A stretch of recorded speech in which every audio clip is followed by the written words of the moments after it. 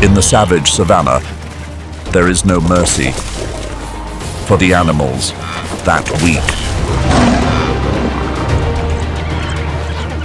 Only the strongest possess the right to witness the dawn. At this relentless battleground, only a rule reigns supreme. Run or die.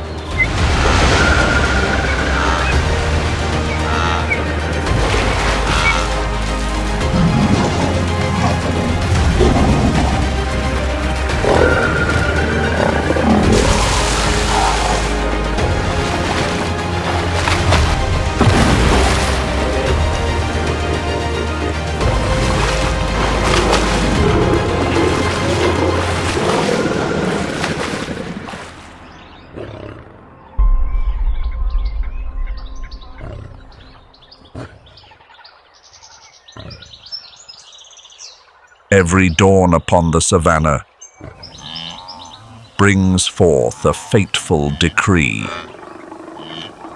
The wildebeests awaken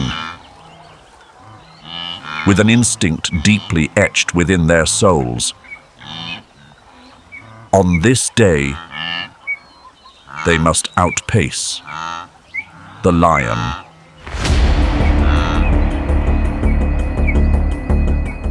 Otherwise, their vital essence will transform into the energy that sustains another dynasty. The lion also rises.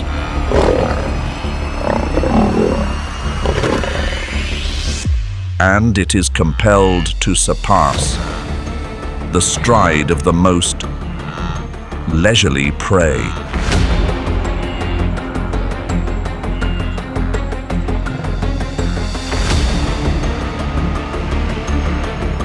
Yet, amidst the chaotic retreat of the collective, the solitary lioness cannot risk standing against a formidable legion advancing toward her.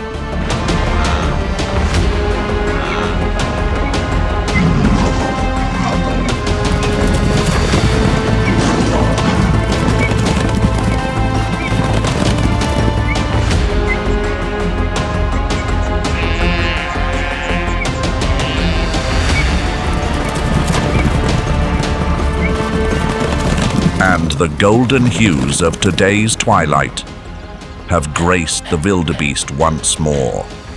Do you choose to be a resilient wildebeest or a courageous lion? Please share your perspective in the comments below. In this eternal cycle of existence, it matters not whether you are a wildebeest or bear the majestic mane of a lion. The ultimate truth is that when the sun emerges, you must transcend the boundaries of your former self to be granted the privilege of witnessing the evening light.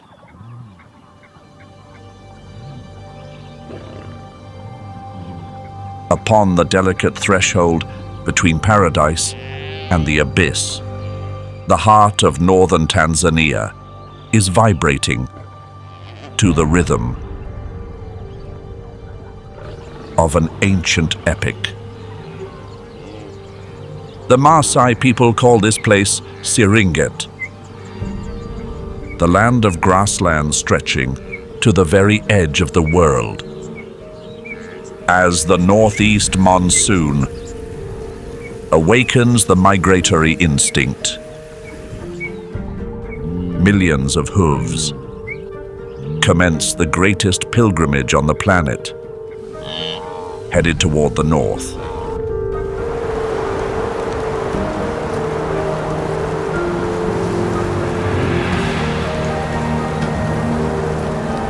February. In a mere 3 weeks, as many as 8,000 new souls emerge every single day. This is the strategy of predator satiation. They arrive with such swiftness, in such abundance.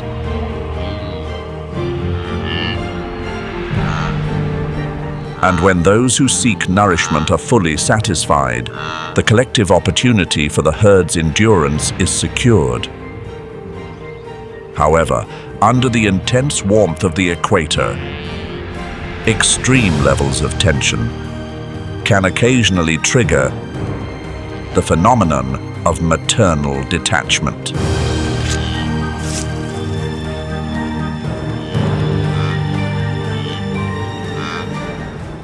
In the Serengeti, the dawn of existence is often marked by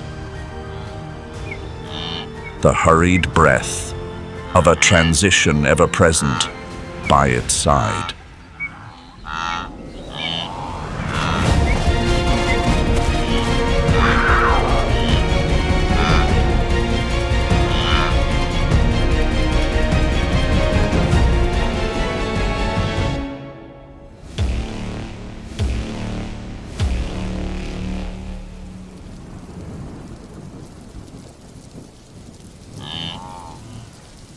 As night descends, accompanied by the sudden tempests of the sub-Saharan realm, African wild dogs begin to emerge from their sanctuary.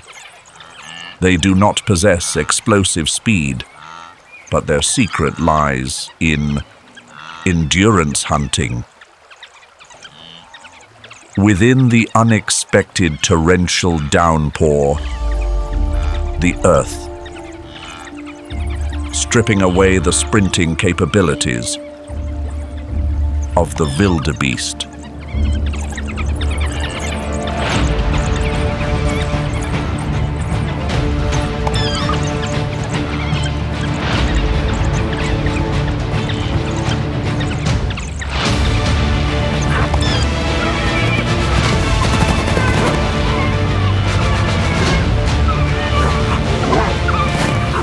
One exhausted individual ultimately finds it impossible to remain standing within the storm.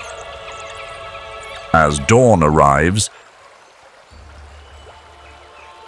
the Serengeti rises once more.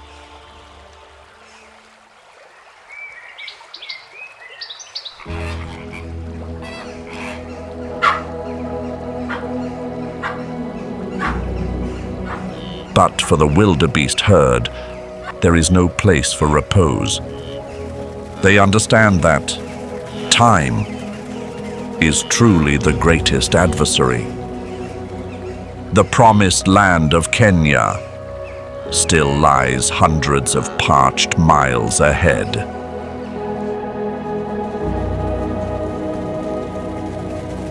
Amidst the frantic pulse of the migratory torrent, a new existence, the collective,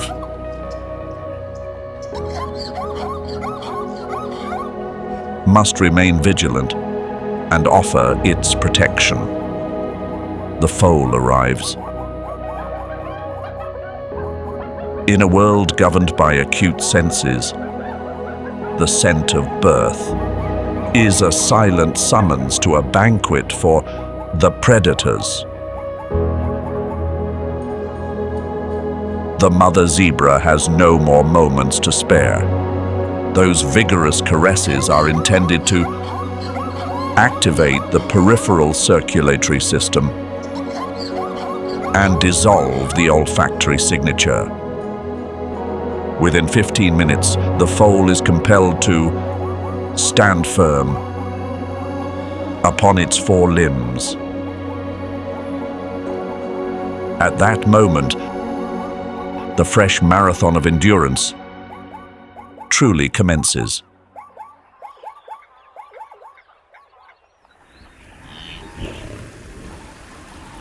The migratory legion now stretches across 40 kilometers, But up ahead, Mara River. The waterway renowned as the Gauntlet of Destiny, at the boundary between existence and the great abyss. Those predators from the Jurassic era have waited with profound patience for half a year. For the young wildebeest, this is the trial of fortitude at the dawn of life that is most demanding. A formidable psychological weight, built by the tens of thousands behind them, compels the leaders to plunge into the rushing torrent in a state of overwhelming urgency. Here, the depth and the vigor of the current become the steadfast allies of the armored guardians.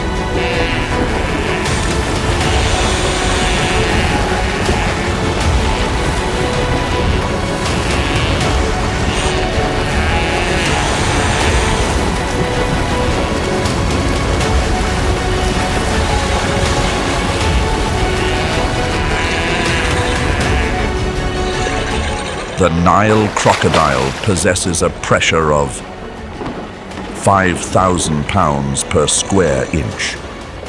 In the defining moment, the energy radiating from the process of anaerobic metabolism within the muscles has released a final reservoir of strength, allowing this fortunate wildebeest to slip away from the final vortex. Yet the law of the great pilgrimage is already inscribed. It is destined to traverse this daunting gauntlet twice every year, repeating a sacred wager of survival. As long as the heart maintains its steady rhythm and the limbs retain the grace to outpace the eternal shadow.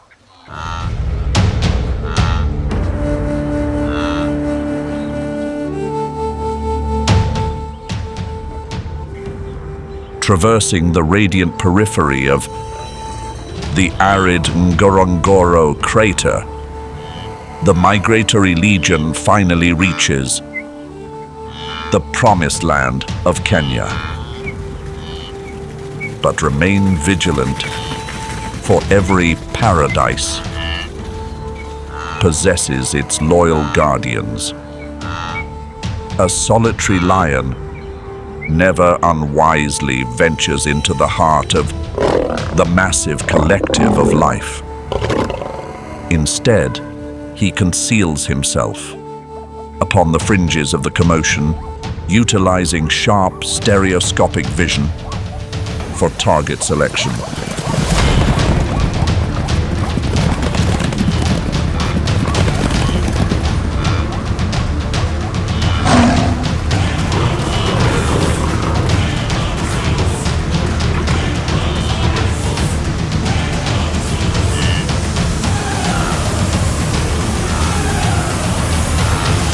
A momentary lapse by the fugitive has been settled through the vital stream. Encounters with the observers are inevitable. The wildebeests will continue to momentarily enjoy these days of abundance, gathering their essence until the final droplets of water evaporate beneath the equatorial sun. At that moment, the ancient rhythm will once again compel them to return to Tanzania. It will be a pilgrimage of dust and thirst, where they are destined to reunite with their old acquaintances.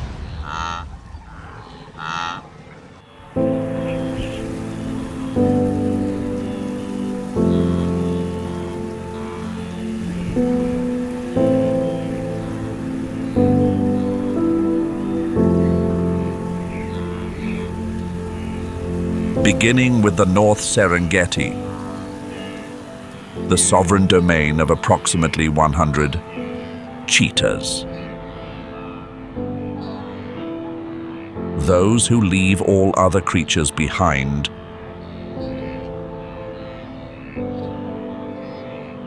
in the relentless race for endurance, with only a single language: velocity.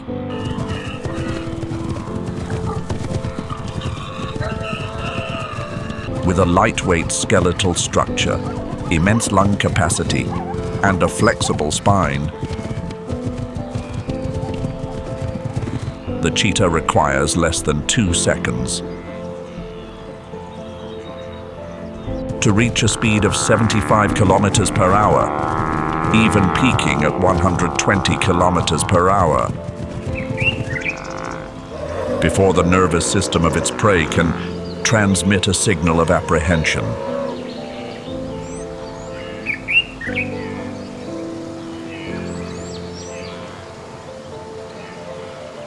To maintain this ultimate machine of speed, the cheetah requires at least 3 kilograms of sustenance every day.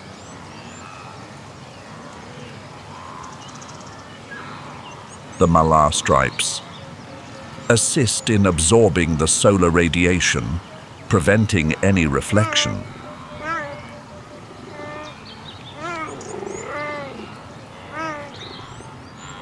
So that the eyes may remain locked on the objective.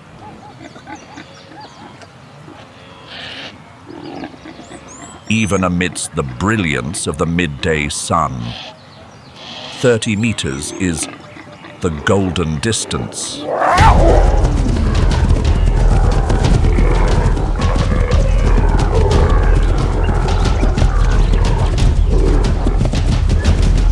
But the air pressure undergoes a subtle shift. The instincts of the Thompson gazelle awaken, and though the moment is less than ideal, the cheetah is compelled to pursue. The balance of fate remains at 50-50. Yet the cheetah also possesses his own distinct mastery to pursue his preferred counterpart.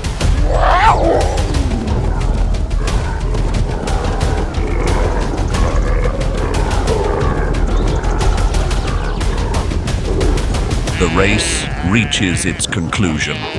The cheetah has secured the vital fuel for his high-velocity engine. To endure within the savannah, merely being swift is not enough. You must be the ultimate embodiment of speed. However, the price to be paid is as immense as the velocity achieved. Just 1 minute is the threshold of metabolic overload. Breathing reaches 150 cycles per minute, and the body temperature rises to 40 degrees Celsius. This is the most delicate moment for the pursuer.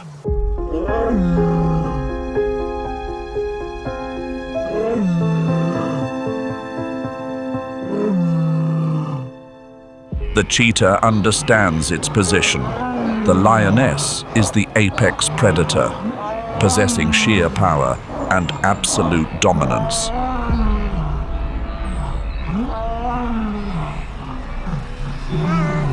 In this realm, the one who finishes first in the race is sometimes merely the one who prepares the feast for the more formidable power.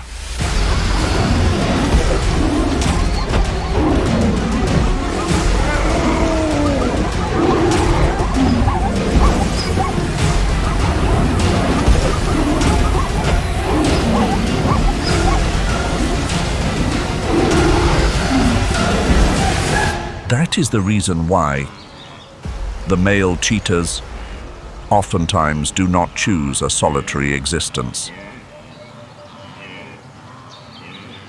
They frequently form small coalitions consisting of 2 to 3 members who are brothers. However, the emergence of a coalition with as many as 5 members, entirely devoid of any biological kinship, is a phenomenon worthy of the profound attention of researchers.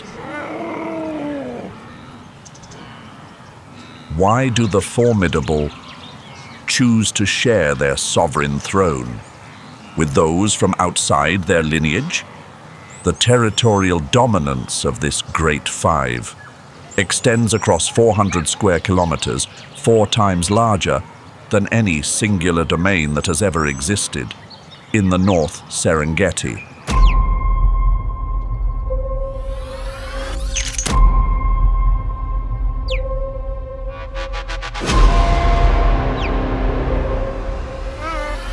They have altered the equilibrium of the inherent food chain. Within the cheetah species,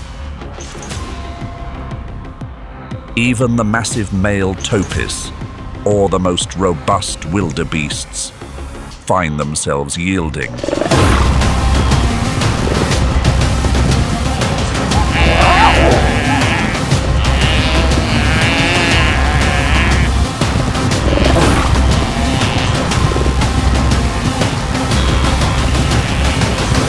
This is the way that the most magnificent pursuers harness every strength and seek to balance their vulnerabilities, to endure. In stark contrast to the triumphant majesty of the coalition of 5, a mother cheetah must solitarily provide for 4 young offspring, the silver mantle flowing along their spines, known as the mantle.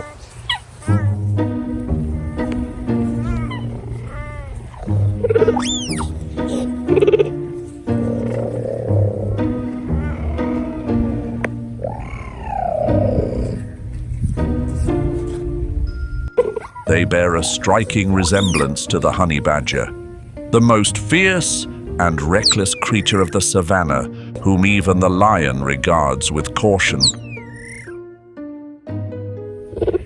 Between a majestic lion and a daring honey badger, which pursuer do you believe commands more vigilance from its rivals?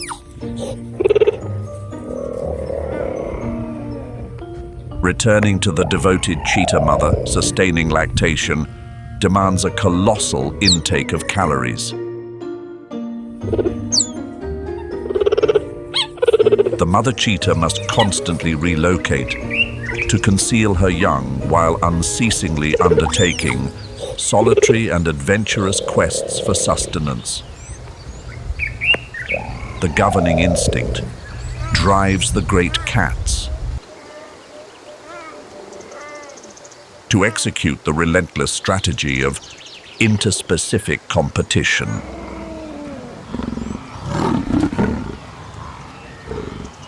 Within the crowded and narrow confines of the Serengeti, the boundaries of domains always overlap. Only one, out of 10 cheetah cubs, possesses the opportunity to endure until adulthood. That is a rare privilege, purchased with absolute vigilance and breathtaking escapes from the very first breath of existence.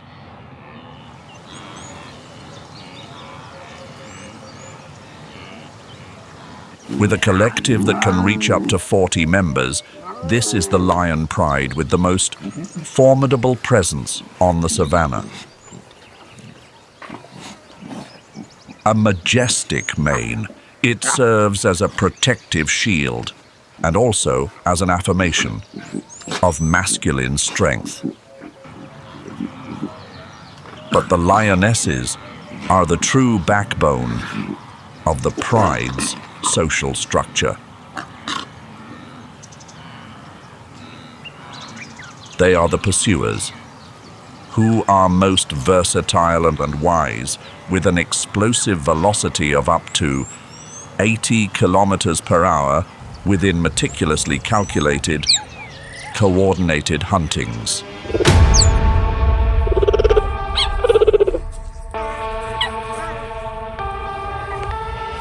And that represents the greatest concern for the cheetah mother. When she unintentionally encroaches upon the sovereign domain of the monarchs, the mother cheetah is depleted of her vital energy.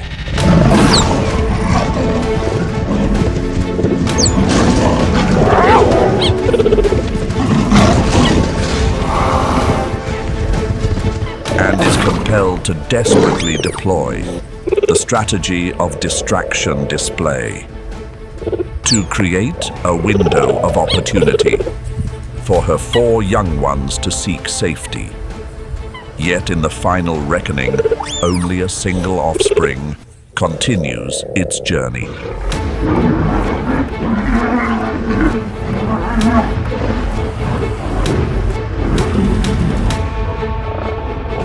In this realm, velocity may provide a momentary feast, but only fortitude can safeguard the promise of the future.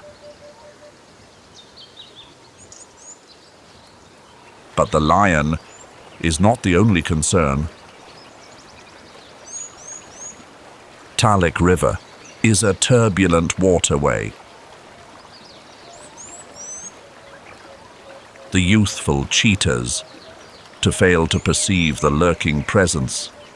The mastery of crypsis by the Nile crocodile has reached a pinnacle of perfection.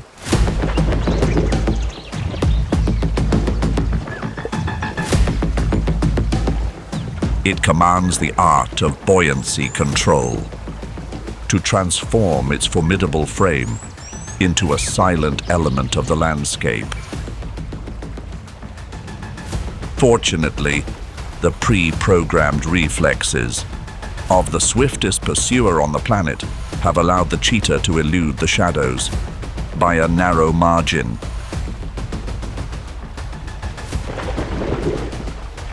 Yet this youthful cheetah was not granted such a fortunate grace.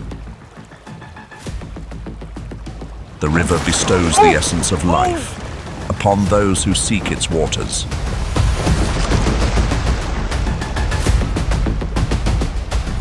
And also calls upon them to sustain the inhabitants of the flow. Such is the way the cycle of life revolves.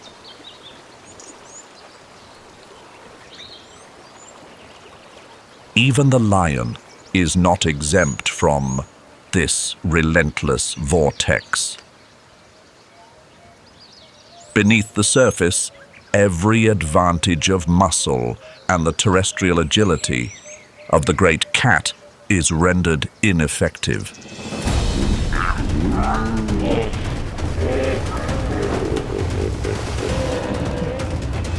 Especially when it is a lion cub who has yet to reach maturity.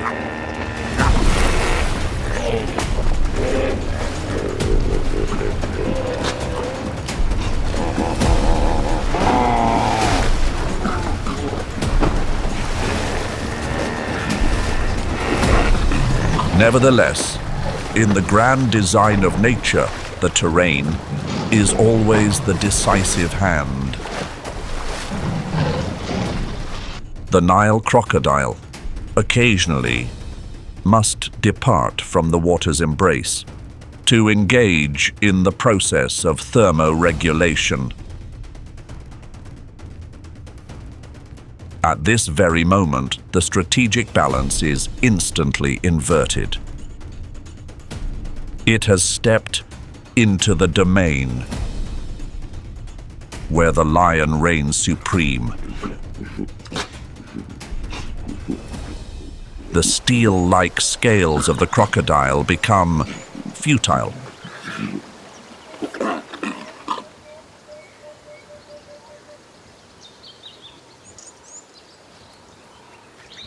The final one to challenge the lion is not any aggressive pursuer, but a creature full of paradox, a bird that defies every law of the heavens.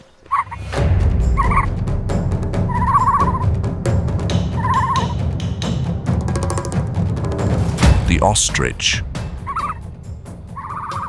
the most magnificent bird on the planet. This 3-meter-tall being has renounced the ability to fly to race with destiny across the African plains for over 20 million years. With a long, flexible neck and eyes that are greater in dimension than its own mind, the ostrich effortlessly perceives the watcher behind the grass.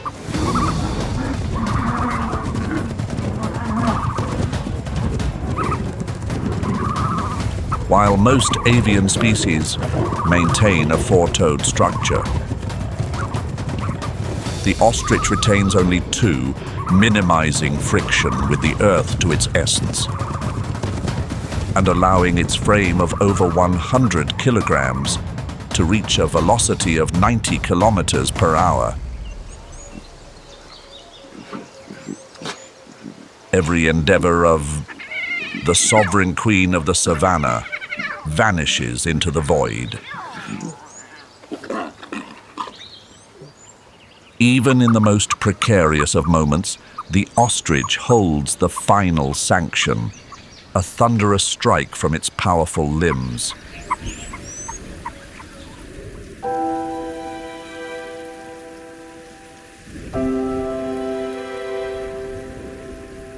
Serengeti is a battlefield woven from the evolutionary paradoxes between velocity, fortitude, and adaptation. The cheetah gambles everything on. Speed, yet must endure the bitter essence of losing the next generation to the brute force of a pride. The lion, the uncrowned monarch of the earth, becomes diminished and vulnerable before the Nile crocodile.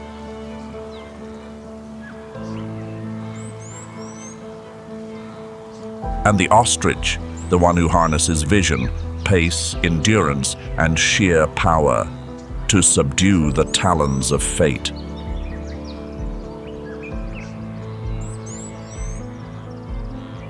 Within this vast arena, there are only those who prevail to behold the dawn of tomorrow, and those who fall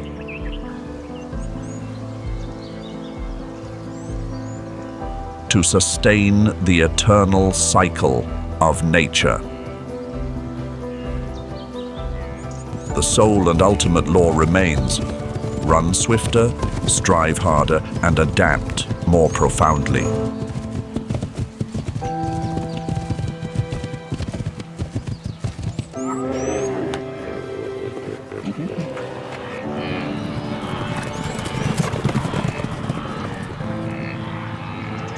Returning to the wild icon of the savannah, the power of the lion is not inherited in tranquility. It is a throne forged through conflict and purchased with the price of scars.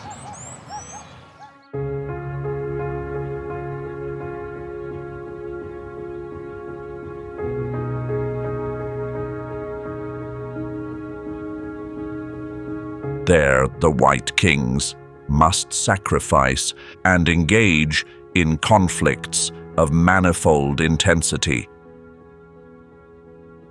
The snow-white coat is leucism, a mutational state.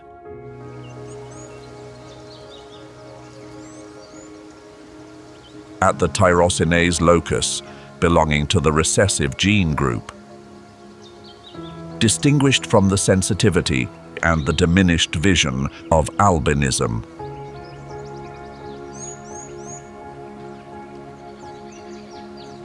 The white lion retains all other pigments upon its physical form.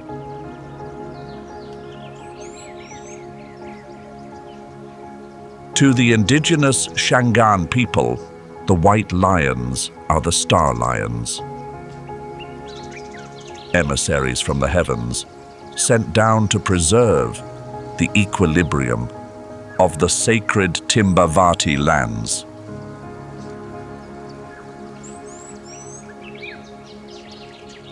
However, that beauty, as if emerging from legend, inadvertently strips away the gift of camouflage. This prominence does not merely alert the objective.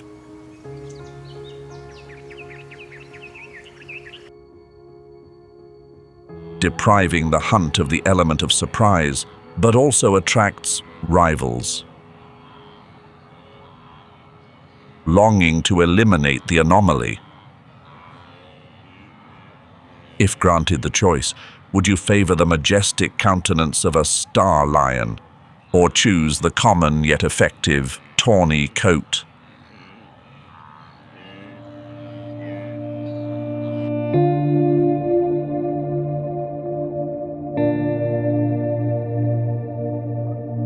Within the kingdom of relentless elimination, a solitary entity bearing the shroud of white might easily succumb to the laws of concealment.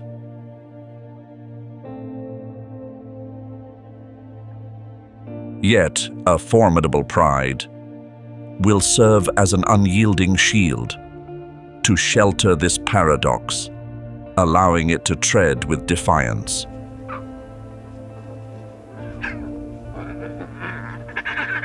The lion is the solitary great cat upon the planet, to establish an organized and profoundly cohesive social architecture.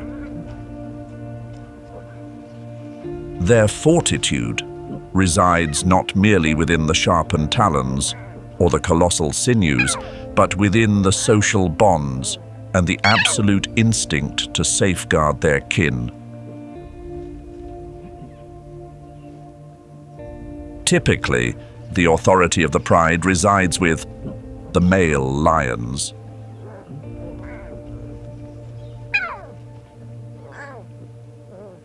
Yet at times there exists another form of sovereign power, more silent, more acute, and more mathematical in nature. That is the reign of the lioness. She does not possess the physical manifestation of a monarch in the conventional sense, yet she governs through a strategic depth that far transcends any form of pure muscular might.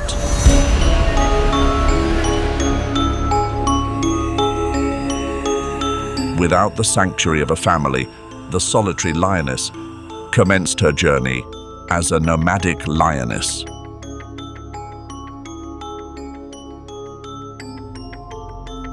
And she tempered her instincts into a weapon of singular precision. Through her acute intuition and an innate capacity to command allegiance, she gathered other wandering lionesses, individuals who had been cast out or had lost their kin, to lay the foundation for an entirely new dynasty.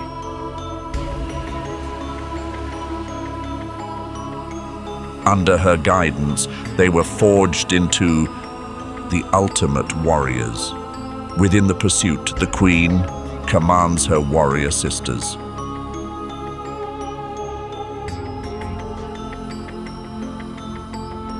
With absolute precision, with patience, and in utter silence.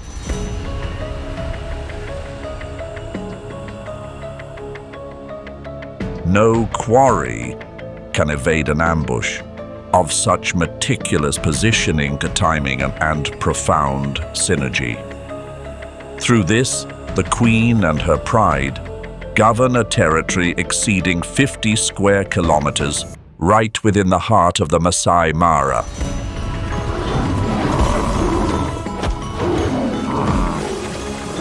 An autonomous kingdom, rich in water sources and quarry, yet also a constant objective for ambitious outsiders.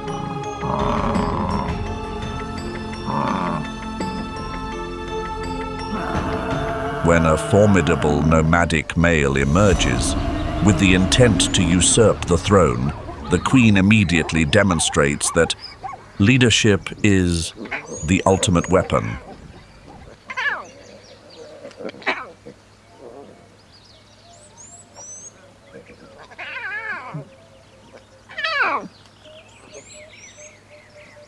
The challenger, though possessing the raw power of a monarch, is ultimately forced to retreat in ignominy before a collective guided by a genius mind.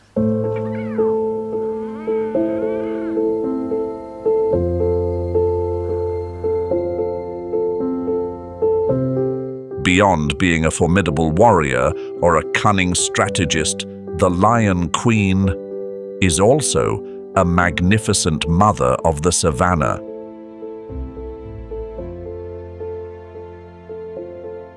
She nurtures her first lineage, instilling within them the codes of life.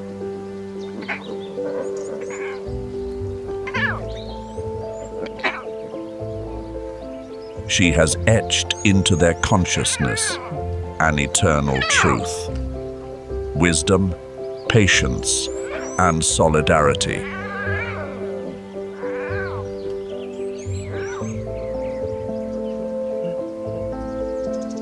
Shall always hold a more vital station than mere muscular force. She continues to compose the epic of herself and her pride through resilient existence and a grand vision, a crownless queen, yet one of profound power over the African lands. Meanwhile, in the Serengeti, there remain relentless conflicts for sovereignty waged by formidable monarchs. They are a male coalition, impossible to subdue. Led by a displaced prince bearing upon himself the scars of past defeats, yet his eyes still burn with a fierce dominance drive. Beside him stands a battle-hardened vanguard. Together, they conquer across the vast plains in pursuit of a kingdom, worthy of their ultimate ambition, where their roar shall become the solitary law.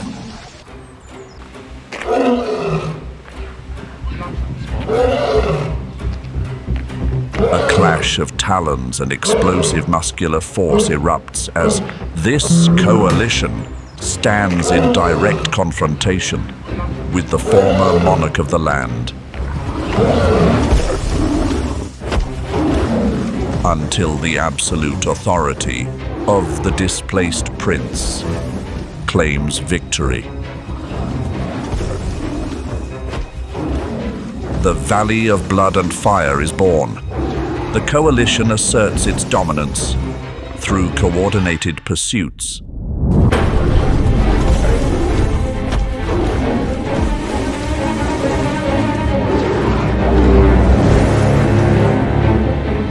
That far transcend any conventional biological limits.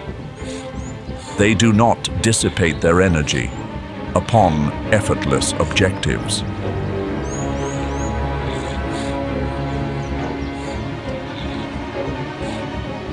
The ambition of the coalition is directed squarely at the most resilient and perilous beings.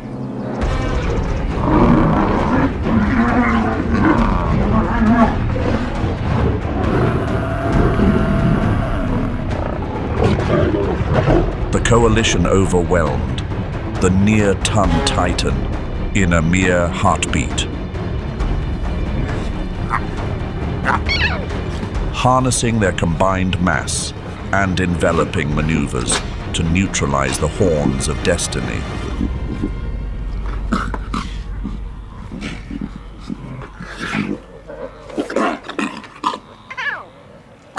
But the pinnacle of power and the essence of audacity is the confrontation with the African elephant.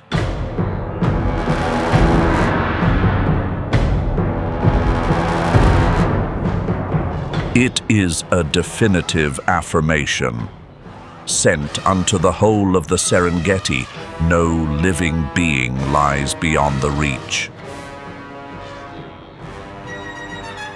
of the coalition. A new apex predator force has truly ascended, and their roar shall resonate eternally.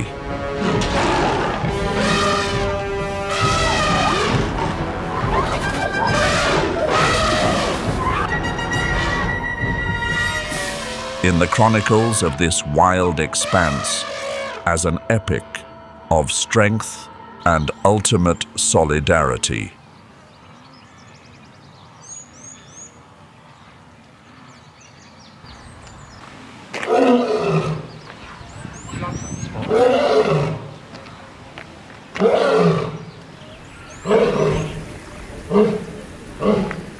Departing from the sun-drenched savannas of Africa, the transcontinental journey continues to the colossal green heart of South America. The Amazon River ecosystem is divided into two main types of water, white water and black water. The whitewater region, with its flow originating from the Andes, carries nutrient-rich sediments, creating an ideal environment for the thriving of plant-eating fish and invertebrates. In contrast, the blackwater region is more acidic, with fewer sediments and high levels of tannins from the surrounding vegetation, creating a harsher environment that nonetheless suits fish species that have evolved to adapt to these conditions.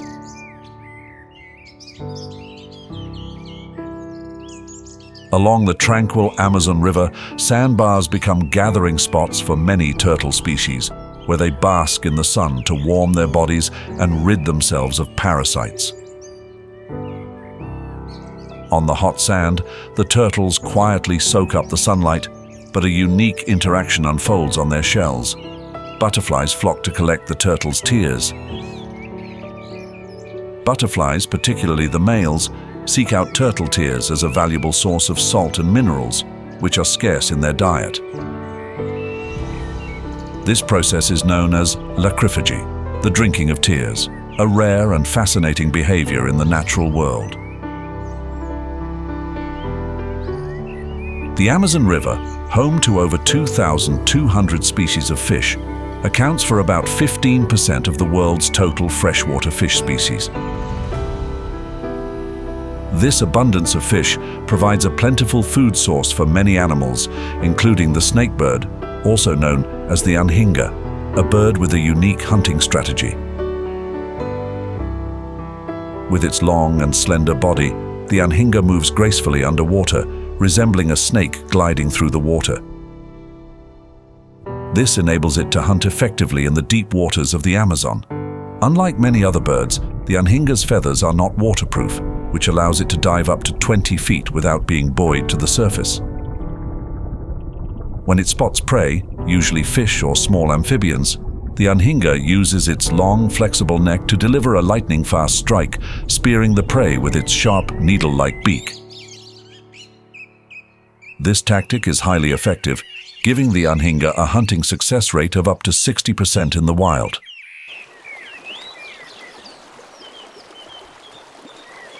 When it comes to the most renowned predators in the Amazon River ecosystem, the red piranha is always a notable name. This infamous fish, scientifically known as Pygocentris natereri, is well known for its incredibly sharp teeth, arranged in a serrated pattern, with each tooth measuring up to 0.16 to 0.2 inches. Red piranhas typically hunt in schools of 20 to 30 individuals using a coordinated attack strategy. When they strike, they begin by taking small bites, causing the prey to lose blood and gradually weaken. The initial bite can cause the prey to lose up to 35% of its body weight within minutes. This speed and ferocity make the red piranha one of the most efficient predators in the Amazon ecosystem, with a hunting success rate of up to 70%. Despite their notorious aggression, red piranhas are also highly adaptable. They can switch from eating live prey to scavenging on carrion or even consuming plants when necessary.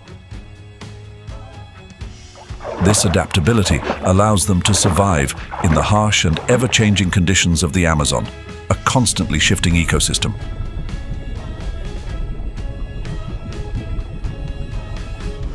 During the dry season, when river waters recede and leave behind shallow lakes, pirarucu pairs begin their breeding journey. Pirarucu, also known as arapaima, has the scientific name Arapaima gigas.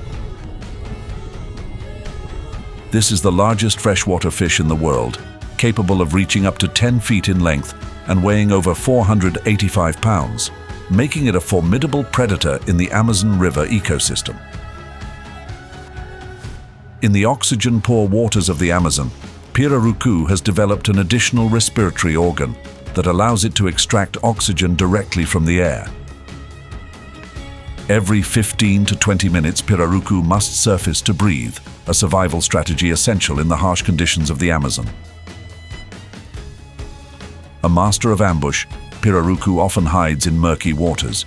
With its massive and muscular body, it can lunge at prey with incredible speed. Its large mouth creates a powerful suction force, enabling it to capture a wide range of prey, from small fish to amphibians and even birds or small animals that fall into the water.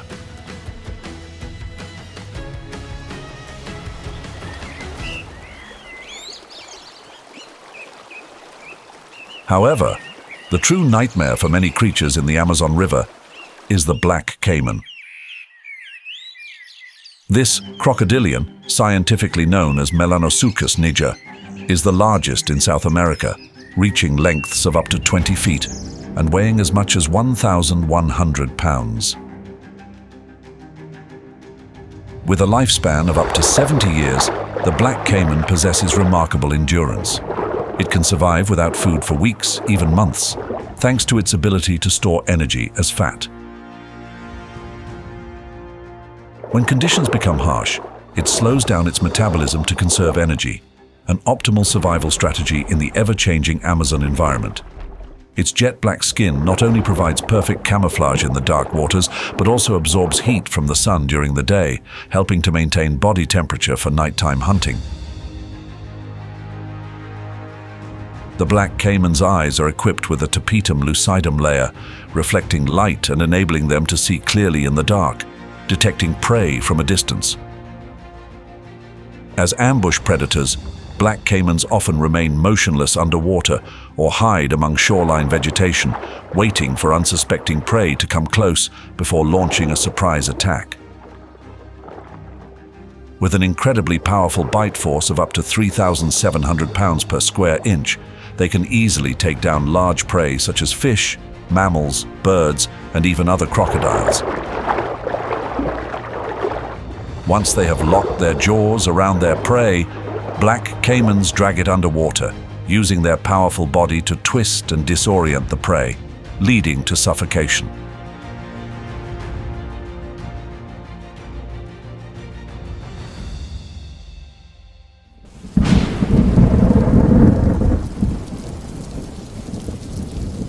From December to May, the Amazon experiences its rainy season, leading to a significant rise in the water levels of the Amazon River and its tributaries.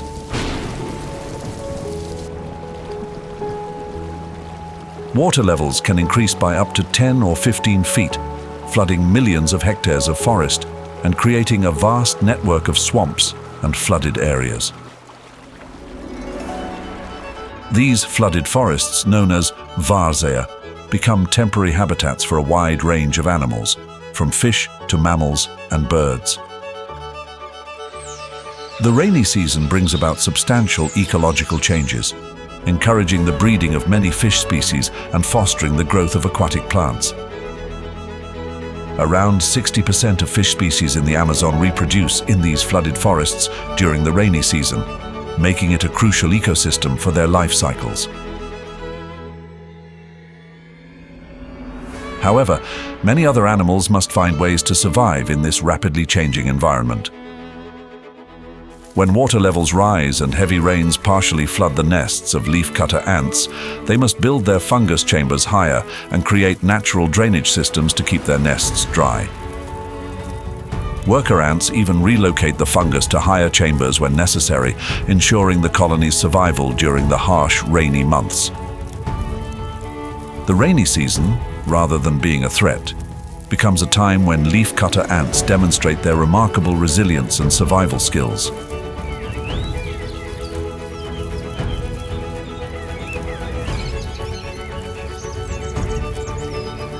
During the rainy season, when flooded forests make movement difficult, clay licks become crowded gathering spots for flocks of macaws.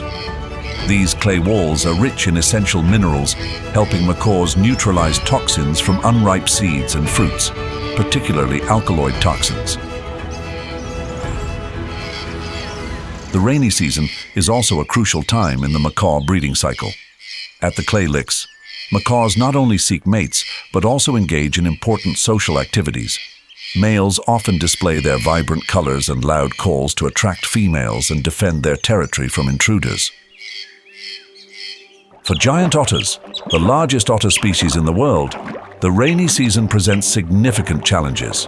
Rising water levels transform their habitat, making hunting more difficult as fish and other aquatic species scatter and hide in the newly flooded areas. Food becomes scarce, while threats from predators like black caimans and anacondas increase, putting the safety of the entire group at risk. Despite these challenges, giant otters demonstrate remarkable adaptability. They alter their hunting strategies, leveraging the strength of their group, which can include 10 to 20 members, to herd fish into shallower, more easily accessible waters. Their powerful swimming abilities and loud, resonant calls help maintain cohesion within the group, forming a strong defensive system against environmental threats. This cooperation boosts the survival rate of giant otters to as much as 70% in these harsh conditions. When the rainy season transforms the landscape into a network of overflowing rivers and streams, food sources become abundant, but nutrients are easily diluted by the floodwaters. During this time, herds of peccaries, wild pigs native to South America, often gather at mineral licks. These mineral-rich areas provide essential nutrients like sodium and calcium, helping peccaries compensate for deficiencies in their daily diet. However, these mineral licks also become dangerous hotspots. Up to 30% of successful jaguar ambushes on peccaries occur at these sites during the rainy season. To survive, peccaries have developed strong social systems and defensive behaviors. They live in large herds, sometimes numbering in the hundreds, and often assign sentinels to keep watch while the others gather minerals. The cohesion within the herd is a crucial factor that helps peccaries navigate the dangers of the rainy season, protecting the group from predators in the complex and diverse Amazon ecosystem. However, the struggle for survival among the animals of the Amazon is not solely challenged by the harsh forces of nature. The vibrant and diverse nature of the Amazon was shaped over millions of years by tectonic activity. Yet, humanity has taken only a few decades to threaten its existence.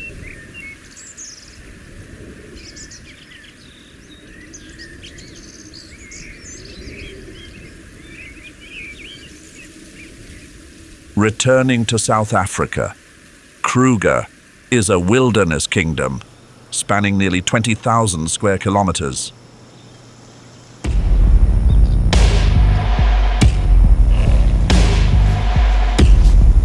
Here, the lion fully exploits the topographical gift bestowed by nature. Tall thickets allow them to slip effortlessly into stealth mode.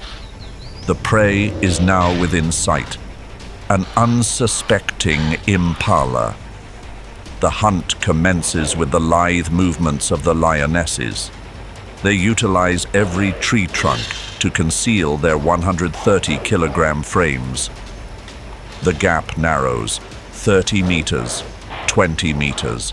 Just a few more steps and the hunt will erupt.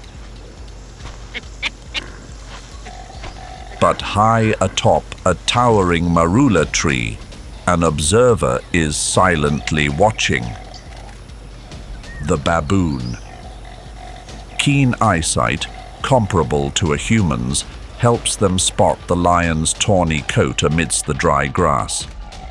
The very moment the lioness prepares to strike, an ear-piercing shriek rings out.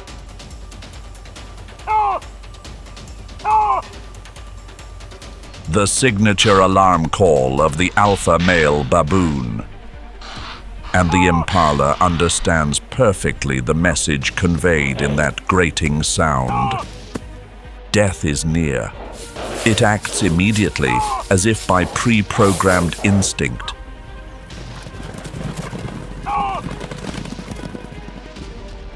The element of surprise, the lion's most vital weapon, has been completely destroyed.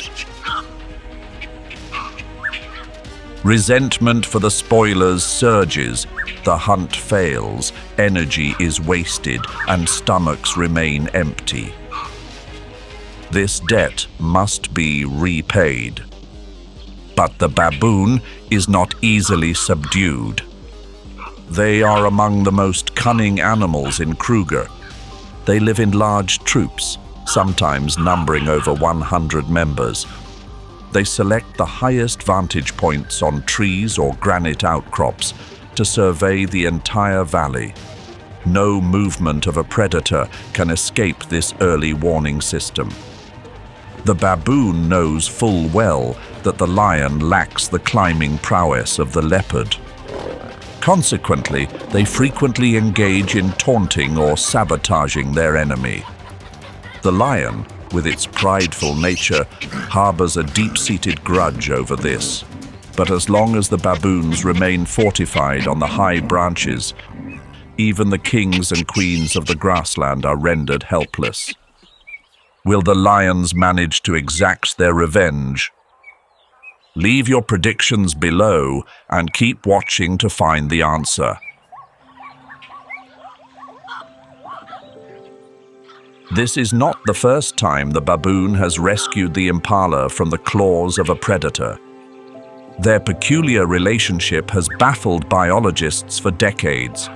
They term this relationship frenemies, part friend, part foe.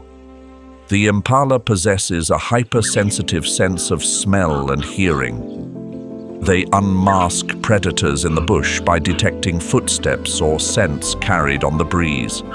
In return, the baboon compensates for the antelope's visual shortcomings with its ability to observe from high vantage points.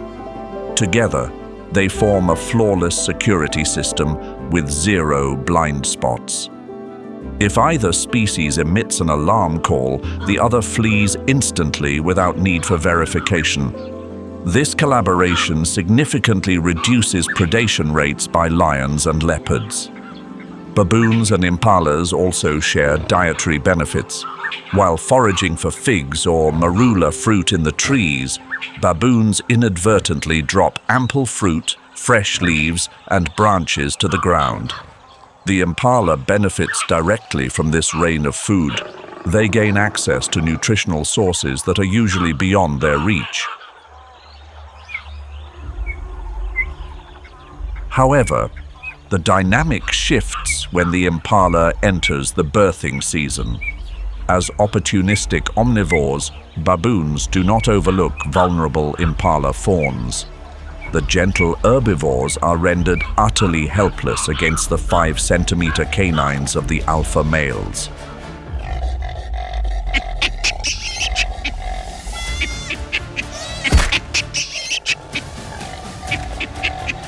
Yet, this is a brutal cost-benefit analysis that the impala accepts.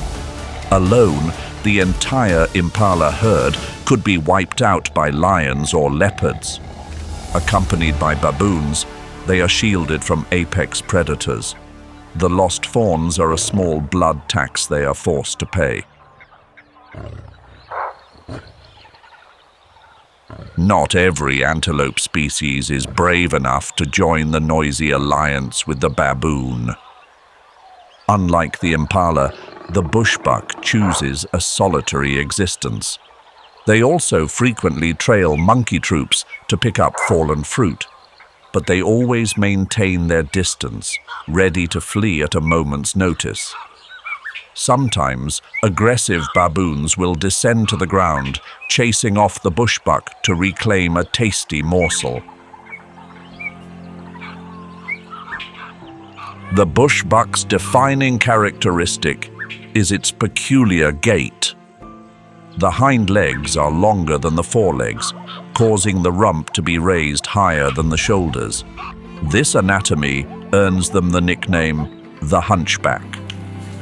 This hunched posture allows the bushbuck to duck and weave through dense thorn thickets at high speed. When pursued, the bushbuck plunges headlong into the densest vegetation where larger predators cannot squeeze through. The dark brown coat of the male, or reddish brown of the female, is adorned with white spots and vertical stripes. Under the dappled sunlight filtering through the riverine forest canopy, these patterns break up their body outline, rendering them invisible. Though shy, bushbucks are formidable warriors when cornered. Males possess spiraled, razor-sharp horns measuring about 50 centimeters. That weapon can take down even a leopard in mortal combat. Bushbucks are also accomplished swimmers. The river is their method of shaking off persistent pursuers like lions or baboons. They navigate long stretches of water to move between isolated islands that other species cannot reach. Sometimes, the most elusive creatures are the ones that endure the longest in Kruger. But escaping from agile and versatile opportunists like the baboon is no easy feat.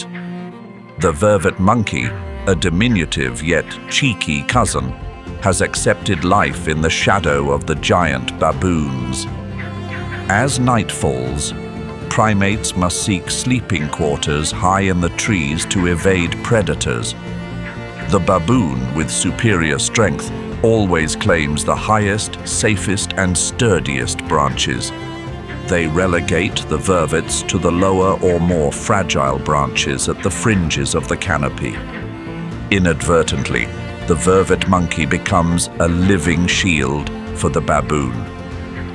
If a leopard attacks in the night, the vervet monkey serves as the first line of defense.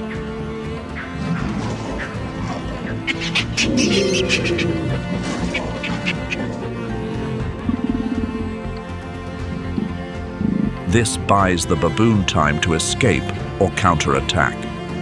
Despite such subordination, the vervet monkey thrives thanks to its social intelligence. They live within a strict matriarchal society. Females remain in their natal troop for life, while males must emigrate upon reaching maturity. Young females help care for and cradle the infants of higher-ranking females. This is how they gain experience and forge alliances.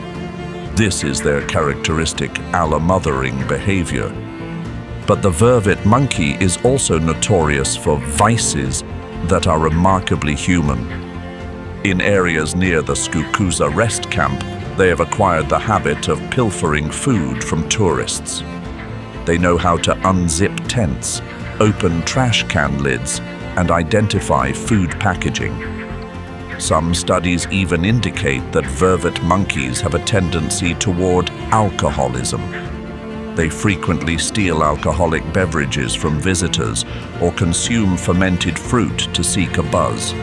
About 20% of the troop prefers alcohol over sweet water, if given the choice. If the Kruger ecosystem were a movie, this monkey would likely be the lovable comic relief villain, rather than the brutal antagonist like the baboon. If you were an animal forced to coexist with baboons, would you adopt the tactics of the bushbuck, the vervet monkey, or the impala? Leave your answer in the comment section below. They are ruthless even towards their own kind. Baboon society is a volatile dictatorship. The alpha position brings ultimate power. The right to mate with all females and exclusive access to the choicest food. But the crown always comes with a heavy burden. The alpha male must constantly face the immigrants. These are young, vigorous males transferring from other troops in search of social advancement. They bring fresh blood and the ambition to topple the old order. The baboon's weaponry in these civil wars consists of barks and fangs. The male's canines are sharper than even a lion's, honed naturally every time they yawn. A single bite can sever thigh muscles or puncture the skull of a rival. To secure the throne, the aging alpha forms coalitions with other older males in the troop. They join forces to gang up on any young upstart daring to challenge their authority. But when cornered, they resort to clutching an infant to their chest as a living shield. A somewhat cowardly tactic that forces the opponent to hesitate. If the infant is harmed, the entire female troop will inevitably erupt in rage and attack. Furthermore, the role of the kingmaker is crucial. These are often high-ranking females within the troop. They can incite other females to ostracize and harass the new male, ensuring the usurper cannot rule in peace. Baboon society resembles a Shakespearean drama in the bush, where conspiracy, betrayal, and violence play out daily beneath the African sun. The baboon's most dreaded enemy lurks amidst that scorching sun, the leopard. This fear is so profound that merely catching the scent of a leopard's urine causes stress hormone levels in the baboon's blood to instantly skyrocket. This is a feud etched into the genetic code of both species over millions of years of evolution.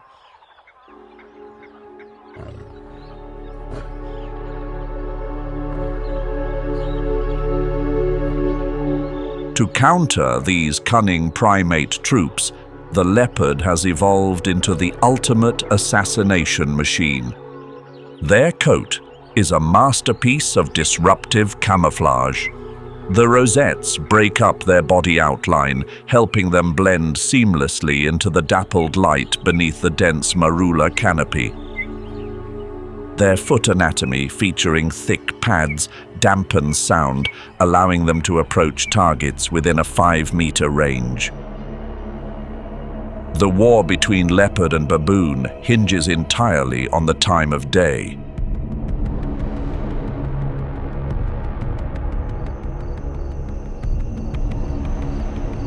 Twilight marks the moment death comes knocking. The leopard, with superior night vision and climbing prowess, becomes the arbiter of life and death. With immense shoulder and neck strength, they silently ascend the high trees where the monkey troop sleeps.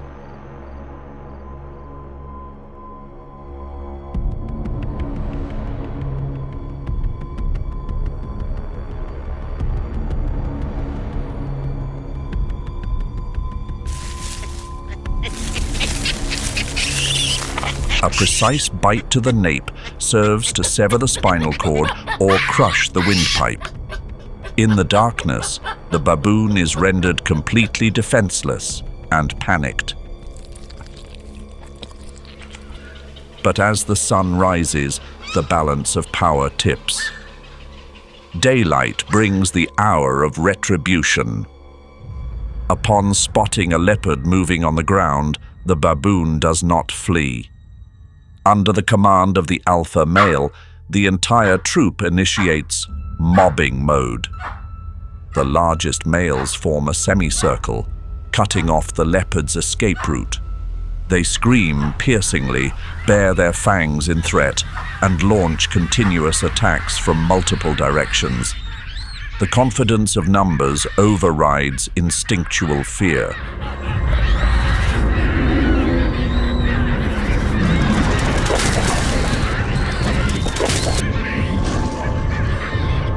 The long canines of a male baboon can inflict fatal wounds.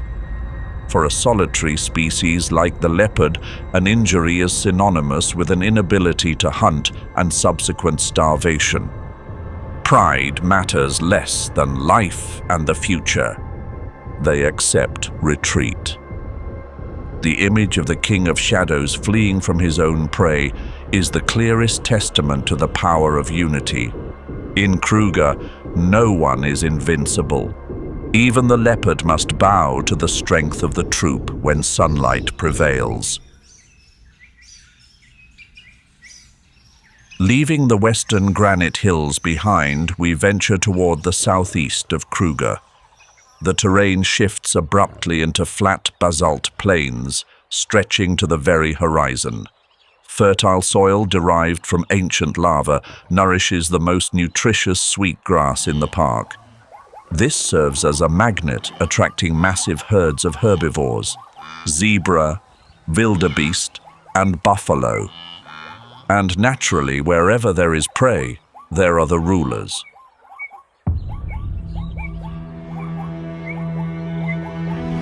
Returning to familiar territory allows the pride to quickly move past the failed impala hunt. To sustain an extended family of 15 members, they require a more substantial yield of meat. The blue wildebeest is a formidable option. But the wildebeest is no easy quarry. They are medium-weight tanks, weighing up to 250 kilograms, possessing seemingly limitless stamina and sharp, curved horns. In Lower Sabi, the wildebeest do not undertake the Great Migration as seen in the Serengeti. They remain resident year-round, forming stable and highly vigilant populations. The lion's tactic for hunting wildebeest is a textbook military lesson. The pincer movement, encirclement. The lionesses split into two distinct groups. The first group acts as the wings, or drivers. They reveal themselves openly, moving upwind so the wildebeest herd can see and catch their scent. Their objective is to sow fear, funneling the prey toward a predetermined direction. The second group is the centers, or ambushes. These are the most seasoned hunters, having silently concealed themselves in the thickets directly in the prey's flight path. As the wildebeest herd flees in panic from the drivers, they unwittingly sprint straight into a death trap. The impact occurs in a split second. Lionesses burst from the bush, targeting individuals on the fringe.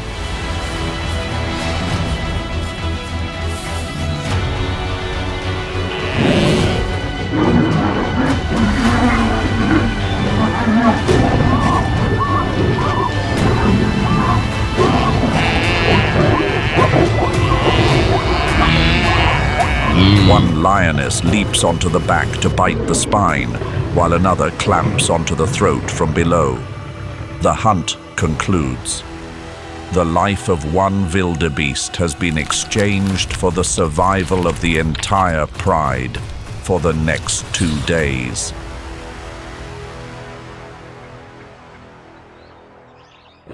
The dominant male lion typically remains on the sidelines, observing the lioness's pursuit of wildebeest.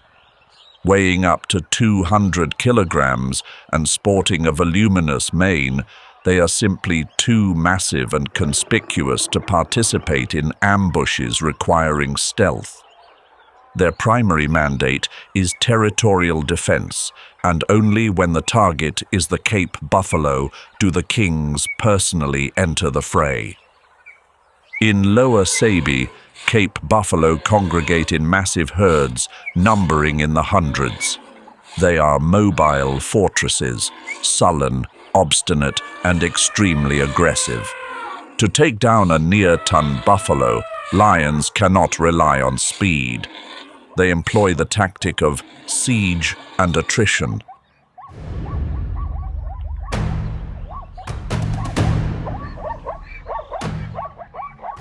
The male lion leads the charge, plowing into the herd to sow chaos and isolate an elderly or injured bull.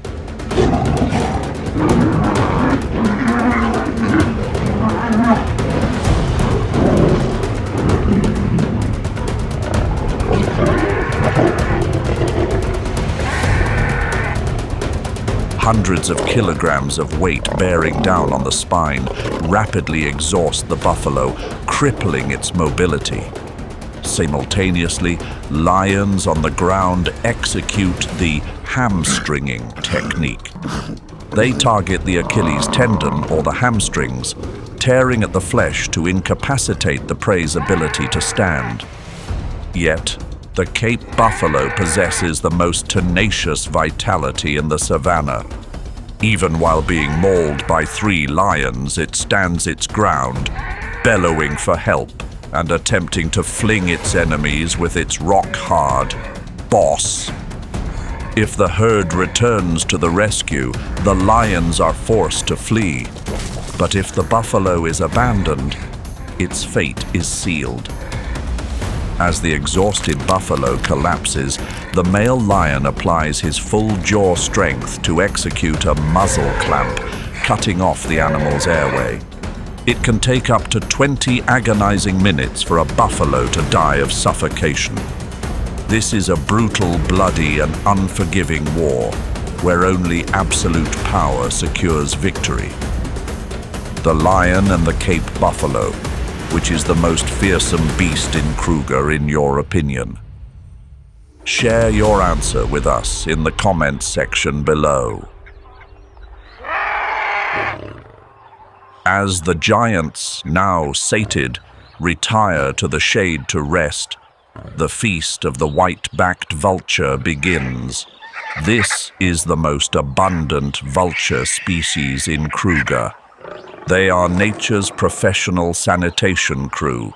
Hundreds of vultures descend upon the buffalo carcass, creating a chaotic spectacle known as a feeding frenzy. The white-backed vulture possesses a long, featherless neck. This allows them to plunge deep into the bloody abdominal cavity to consume organs without soiling their plumage, thereby avoiding the risk of infection. Their tongue features a specialized structure with backward-facing grooves, acting like a rasp to strip meat from bone at breakneck speed. In mere minutes, a buffalo carcass weighing hundreds of kilograms can be picked clean, leaving behind only a stark white skeleton. The vulture's digestive system is a chemical reactor. Their stomach acid is potent enough to destroy anthrax and cholera bacteria.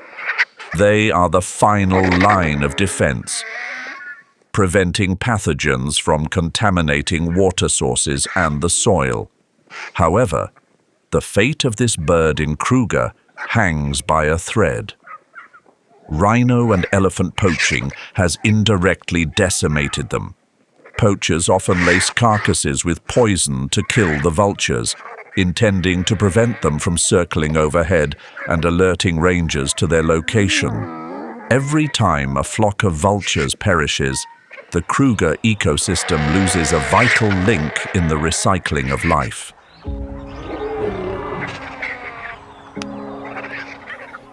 As the sun dips below the horizon, turning the lower Sabi grasslands a blazing gold, the lion pride returns to its social rhythm.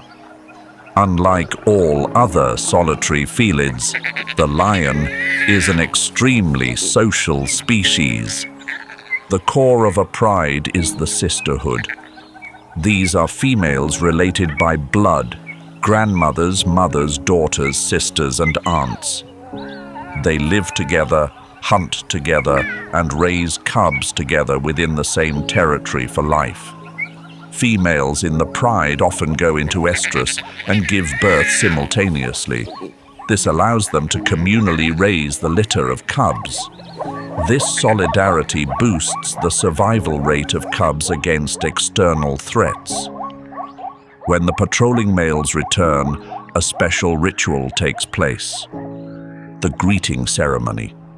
They rub heads and cheeks against one another, intertwining bodies. This is how they exchange scents from facial glands, reinforcing family bonds and reaffirming status within the pride. Male lions in Kruger often form male coalitions. These are typically blood brothers who grew up together and rule together. A coalition of 2 to 3 males is far more formidable than a lone individual, helping them maintain territorial tenure longer against challengers. And as night falls,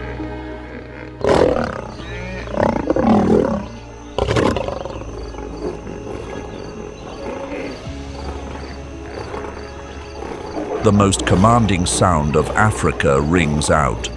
The roar, the structure of flat, square vocal folds, allows lions to produce high-intensity sound with minimal effort.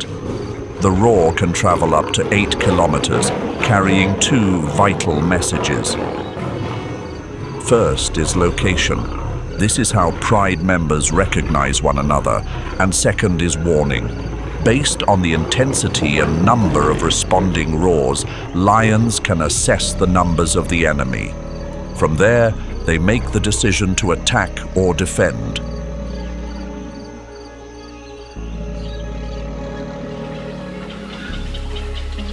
But the war in Lower Sabi revolves not merely around power, but around personal vendettas. Lions have never forgotten those who sabotaged their hunt. The baboon. The dynamic between these two species transcends the standard laws of the food chain. Lions often kill baboons but do not consume them, or consume very little. This act of killing bears the distinct mark of punishment and the elimination of a nuisance. The baboon is well aware of this. When perched on high trees or cliffs, they are safe and frequently taunt and scream to provoke the lions.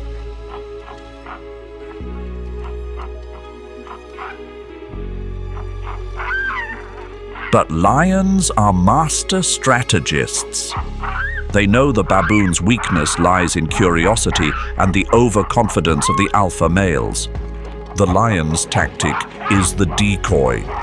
A single lioness reveals herself, feigning a solitary wander or resting wearily beneath a tree. Seeing a solitary enemy, the baboon's bullying instinct is triggered. The alpha male, seeking to assert dominance before the female troop, descends low or even hits the ground to threaten the lion.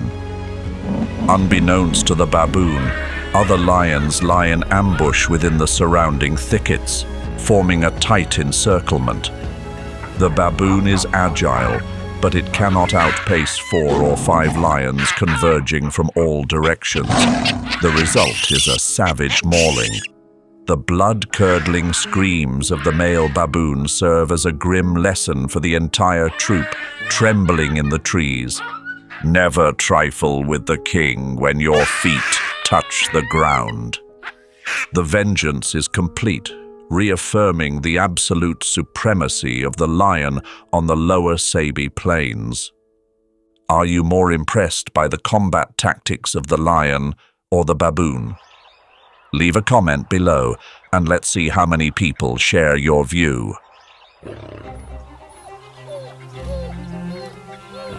Satara is also the primary stage for the most efficient predator in Africa, the African wild dog. With their unique mottled coat of black, gold, and white, they appear as running works of art. The hunting success rate of the African wild dog soars to 80%, a figure that makes even the king of the savannah, the lion, envious, given their own success rate hovers around merely 30%. Their secret lies in stamina and military-grade discipline. Wild dogs hunt using long-distance pursuit tactics. They can sustain a velocity of 60 kilometers per hour for 5 to 10 kilometers without decelerating. When targeting prey, the pack deploys and rotates the lead position. The prey is never granted a single second of rest, eventually collapsing from exhaustion and heat shock before being caught. But what makes the wild dog distinct in Kruger is not their killing prowess, but their compassion. Their society is extremely humane and cohesive. Upon returning from a hunt, healthy members perform regurgitation to feed those remaining at the den. Priority for feeding is not given to the alpha, but to the pups. They even sustain the elderly, the sick, or those with missing limbs for years. No member is left behind. The wild dog also exhibits a peculiar form of democracy. Before a hunt, the pack gathers to perform a social ritual. They cast votes by sneezing.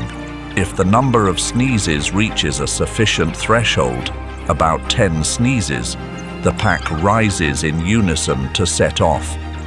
However, if the alpha pair initiates the rally, only 3 sneezes are required. Yet, in Kruger, wild dog numbers are in severe decline. They are listed as endangered by the IUCN.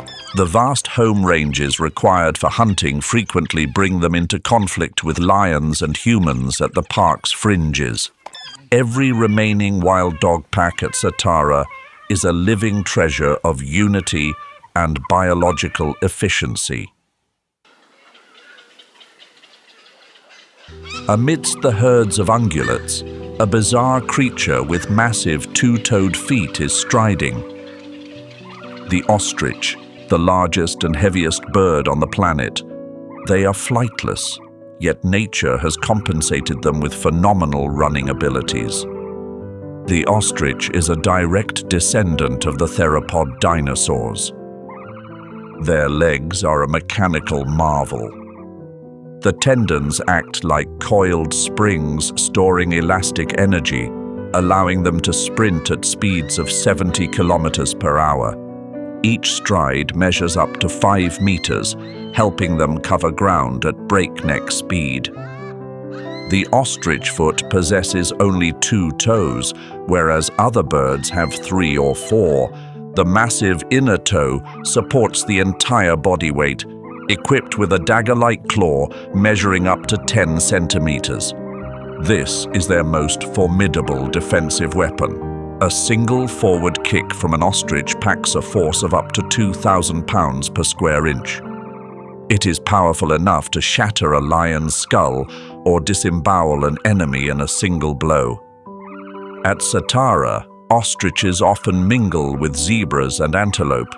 Standing up to 2.5 meters tall with acute vision, they act as mobile watchtowers.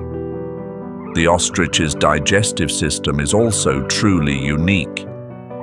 Lacking teeth for chewing, they swallow pebbles and stones into their gizzard. These stones function as a grinder, crushing hard and fibrous vegetation. An adult ostrich can carry up to 1 kilogram of stones in its stomach.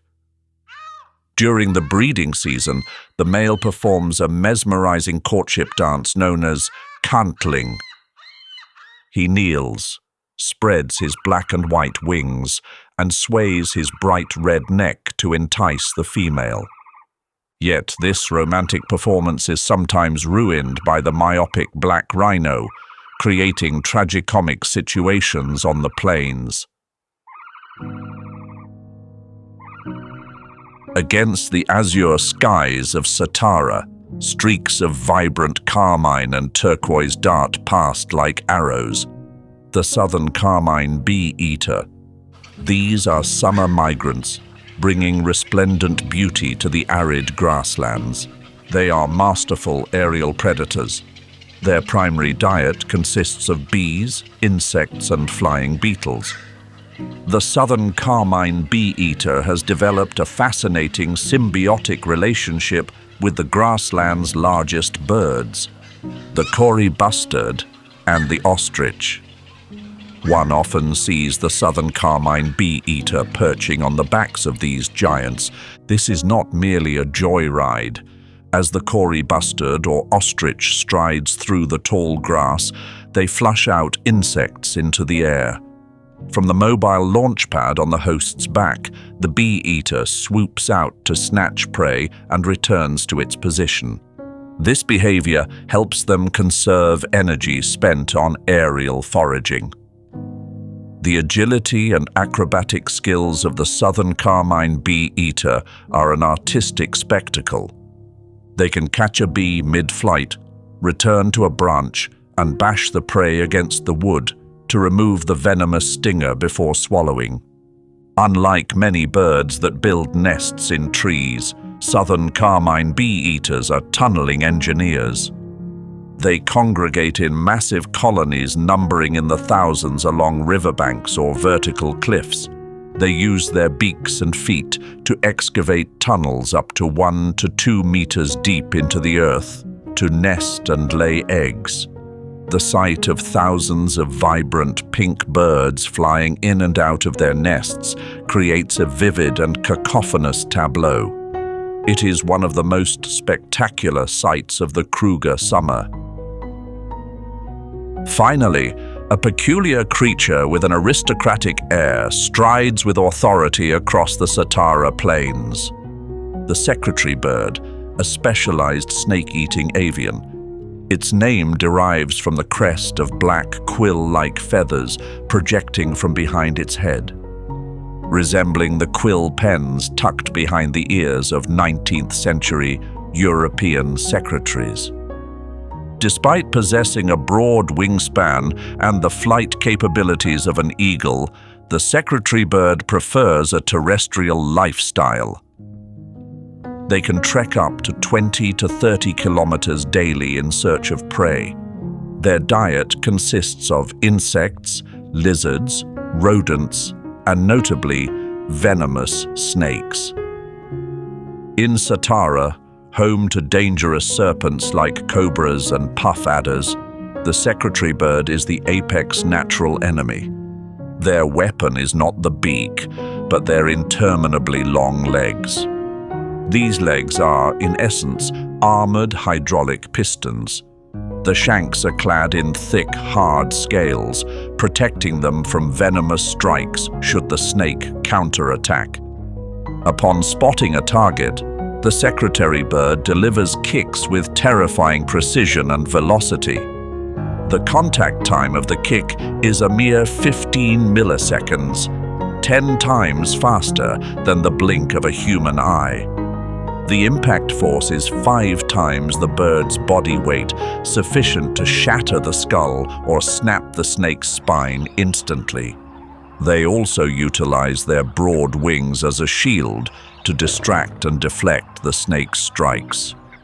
Another intelligent hunting strategy of the secretary bird is hunting at the fire line. During the dry season, as natural fires sweep across the grasslands, the secretary bird waits at the flame's edge. They snatch small animals fleeing in panic from the blaze. Though a symbol featured on the South African coat of arms representing protection and vigilance, secretary bird numbers are dwindling. They are classified as endangered globally. The loss of grassland habitat is the greatest threat to these flamboyant karate fighters.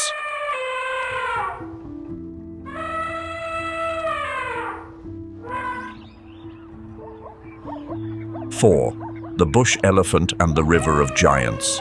Leaving far behind the arid plains of Satara, we seek the source of life.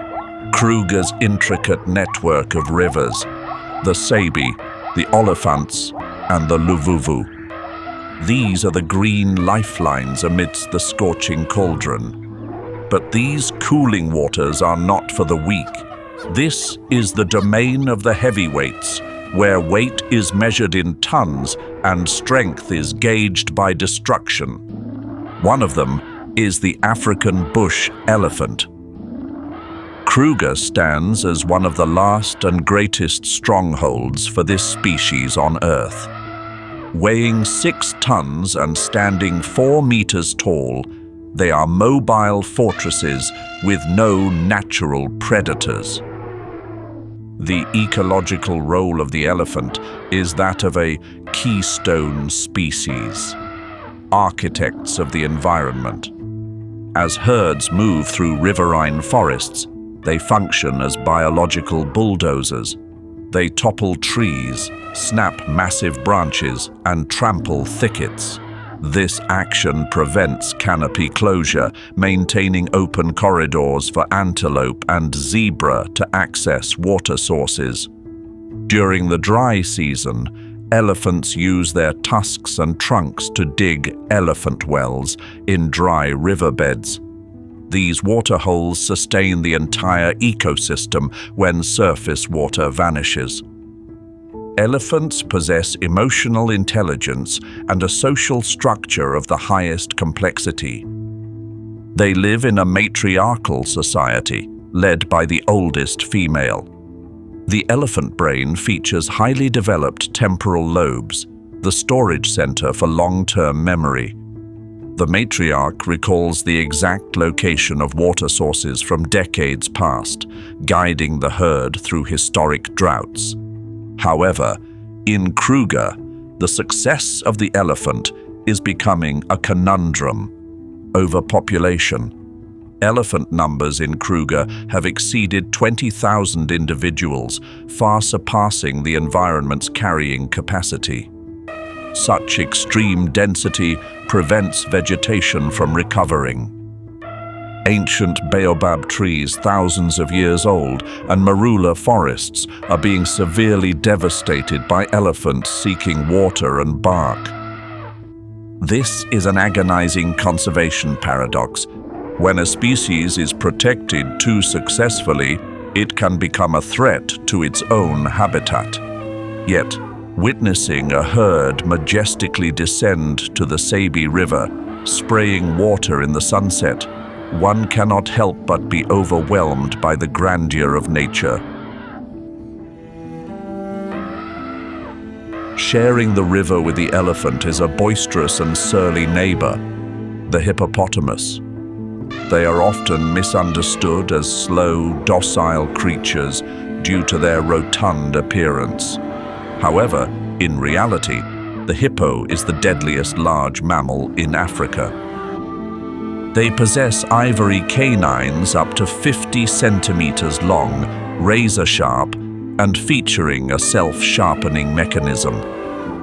The hippo's bite force reaches 2,000 pounds per square inch, sufficient to snap a crocodile in half or crush a small boat.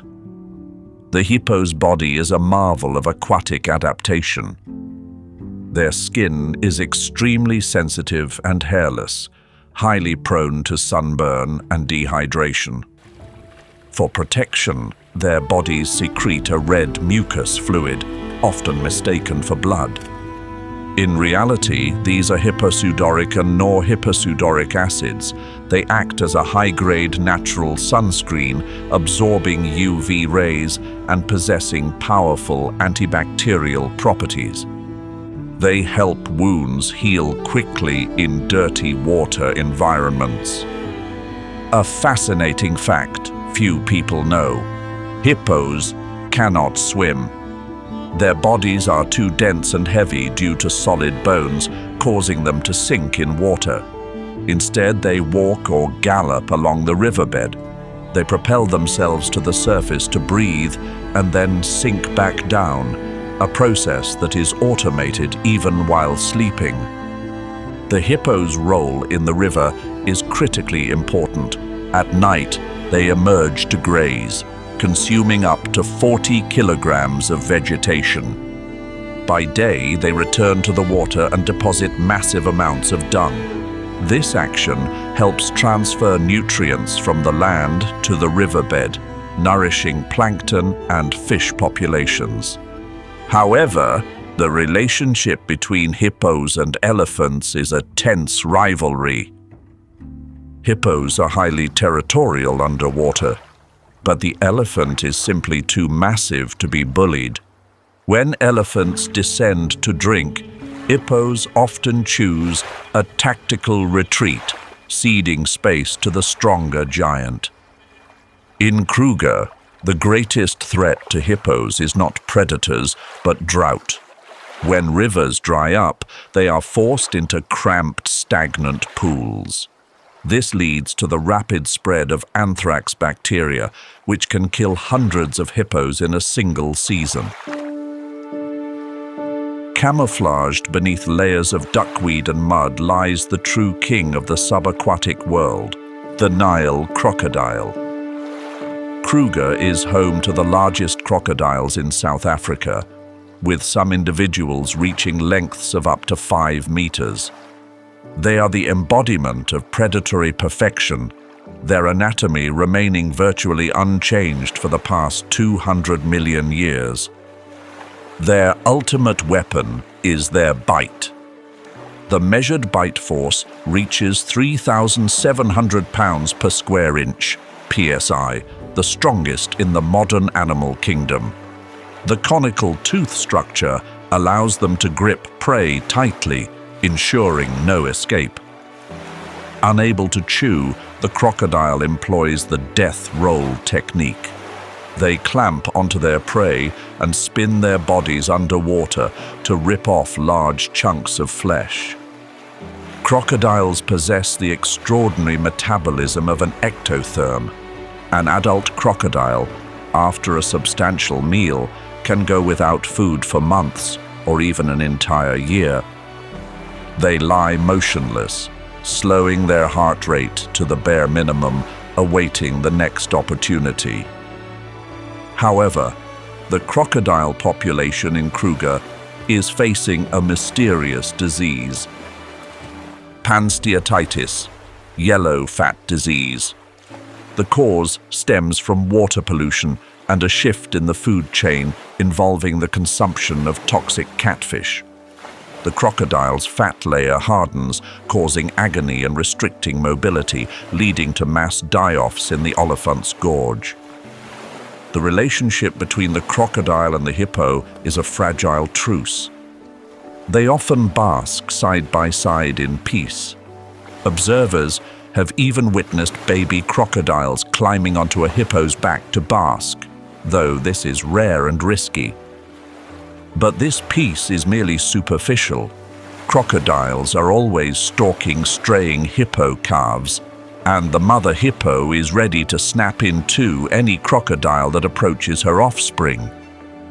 Furthermore, crocodiles know how to exploit the presence of other species to hunt. They often glide silently near moving hippos or Goliath herons. The water disturbance caused by these giants flushes out panicked small fish, and the crocodile simply waits with open jaws. Intelligent, patient, and ruthless, the Nile crocodile is the embodiment of the most primal fear in Kruger.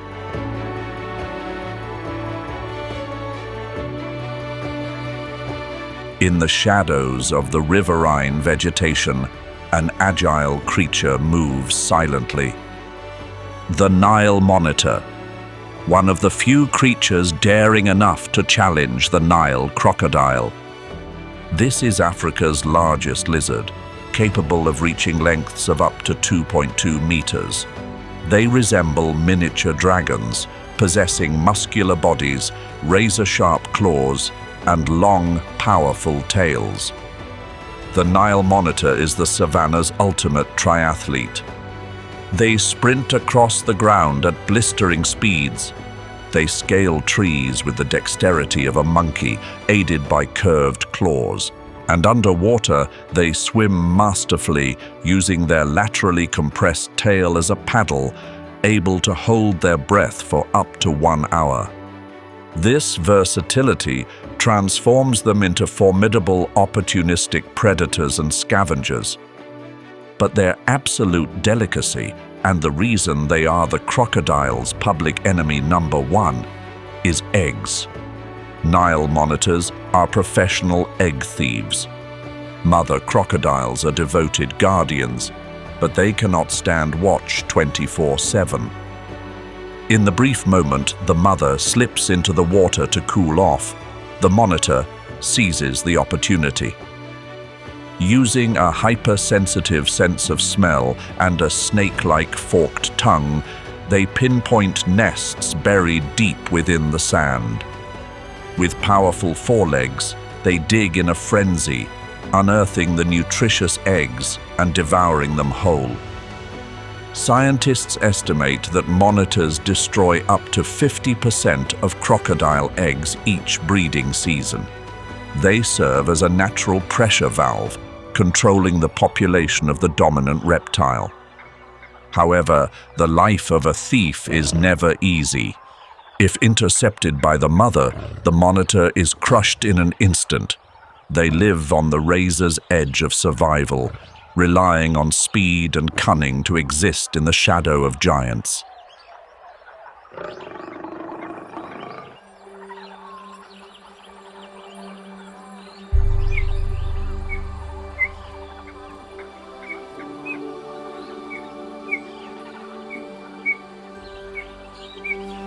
Leaving the bustling rivers of the south behind, we venture to the far north of Kruger, Punda Maria and Pafuri. This is the park's forgotten land, where the climate is more tropical and the vegetation denser. Vibrant yellow fever tree forests and ancient baobabs, thousands of years old, stand tall like sentinels. The scarcity of tourists transforms this place into a sanctuary for the shyest and most exotic species. Phantoms that very few have the chance to witness in a lifetime. Concealed within the dense riverine thickets of the Luvuvu River lies one of Africa's most beautiful yet most enigmatic antelopes, the lowland Nyala. This species exhibits the most pronounced sexual dimorphism in the antelope family. Females sport a radiant chestnut-orange coat with striking white stripes, resembling the fashion models of the jungle. In contrast, the male dons a dark, shaggy charcoal-gray coat, crowned with proud, spiraled horns. The Nyala is an extremely shy species. They rarely venture out of the thickets by day, remaining most active at dawn or dusk. But the most intriguing aspect of the Nyala is how they resolve conflict. Instead of locking horns in bloody combat like buffalo or wildebeest, male Nyala opt for a more civilized and artistic method. It is the tactic of lateral presentation, or in layman's terms, the puffing up display. When two males vie for territory or females, they parade parallel to one another. They erect the white dorsal crest along their spines to its maximum height. They move with a slow, exaggerated, high-stepping gait. The goal is to flaunt their body size, appearing larger and more intimidating in the eyes of their rival. This is a tense psychological warfare. Whichever male boasts a higher crest, a more imposing physique, and a more confident demeanor wins without spilling a drop of blood. The subordinate will automatically flatten his crest and quietly slink away. Only when two rivals are too evenly matched and neither backs down does violence erupt. In Kruger, the Nyala was once a rarity, restricted to the far north. But thanks to conservation efforts and habitat expansion, their population is thriving and gradually expanding southward.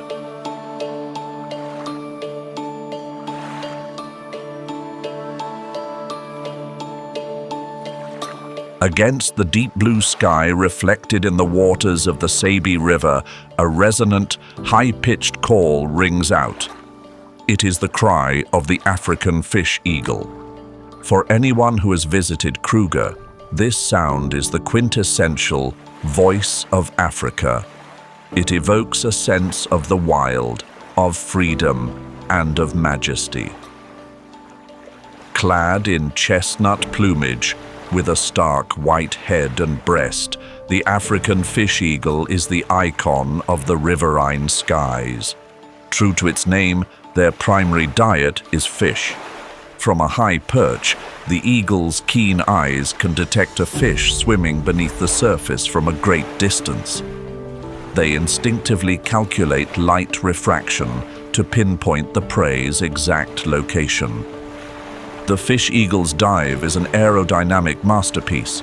At the final second, they throw their talons forward, skimming the water's surface to snatch their quarry. Their feet are equipped with microscopic barbs called spicules. These act like Velcro, ensuring a firm grip on slippery, slimy fish. The African fish eagle can lift prey weighing up to 2 kilograms into the air. But if greed leads them to strike a fish too heavy, over 3 kilograms, they will not let go. Instead, using their wings as paddles, they perform a strenuous butterfly stroke to drag the catch to shore. However, fish eagles are also notorious pirates. They frequently harass other birds like Goliath herons or storks to steal their catch. They launch lightning-fast aerial assaults, forcing rivals to drop their prey in panic. Powerful, beautiful, yet full of guile, the African fish eagle is the undisputed lord of the airspace above the water. If the African fish eagle is the king of speed in the air, then the Goliath heron is the king of patience on the water.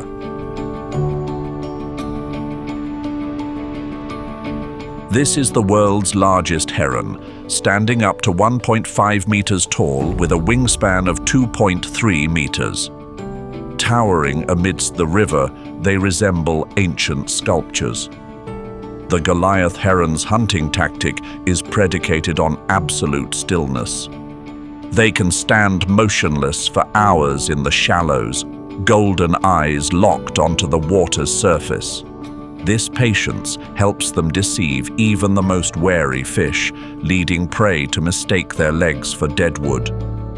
When the moment strikes, the Goliath heron's attack is as fast as a lightning bolt. The long, sharp beak, hard as a spear, plunges down to impale the water. Goliath herons frequently catch large fish, weighing up to 2 to 3 kilograms. However, catching the fish is one thing, swallowing it is another matter entirely. Because the prey is so large, the Goliath heron takes considerable time to maneuver and swallow it whole. This is when they are most vulnerable to piracy. The African fish eagle frequently targets the Goliath heron. Seeing the heron struggling with a large catch, the eagle dives down to attack.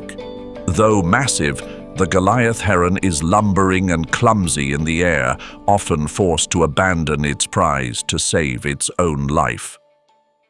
The Goliath heron is a highly territorial and solitary bird. Each individual governs a vast stretch of river, so their density in Kruger is very low. Encountering a hunting Goliath heron is a rare and precious experience for any nature photographer. They are icons of stillness, perseverance, and the melancholic beauty of the river. The presence of the Nyala is an indicator of a healthy and pristine riverine ecosystem. If the Nyala is a phantom, then the common eland are the titans of the antelope world. This is the world's largest antelope. A mature male can weigh up to 900 kilograms, equivalent to a Cape buffalo. With their massive bulk, large dewlaps, and straight spiraled horns, the eland resembles an ox more than an antelope. In the culture of the San people, the Bushmen, the eland is a sacred animal.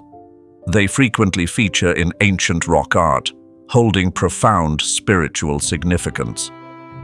Despite their gigantic proportions, the eland is an extremely shy and wary creature.